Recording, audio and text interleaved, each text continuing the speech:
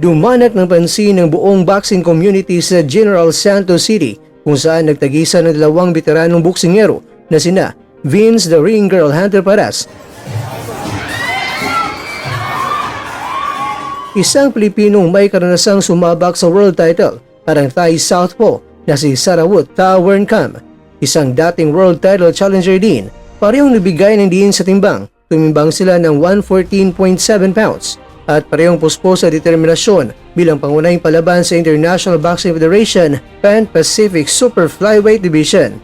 Narito naman ang mga backgrounds ng dalawa. Bago ang laban, itong si Vince Paras ay meron siyang professional na record na 23 wins, 3 losses at 1 draw at meron siyang 17 knockouts. Dating nagamon sa world stage noong 2018 laban yan kay Hiroto Kiguchi at natalo via unanimous decision. Si Sarawut Tawernkam naman, meron siyang professional na record na 24 wins, 3 losses at 19 knockouts. Isa rin dating world title challenger laban yan kay Artem Dalakian noong 2019 pero natalo siya via 10th round knockout. Dalubhasa siya sa tibay at power bilang isang southpaw na itinuring na malaking hamon ni Paras. Narito naman ang dynamic sa laban sa ring. Mula sa unang round, ramdam na agad ang paghahabol sa inisyatiba ni Paras. Agad siyang pumalag sa pakipagpalitan. Tinangka ang katawan at ulo ni Sarawut. Lumipat ng taktika ang malalaro na Thailand, ngunit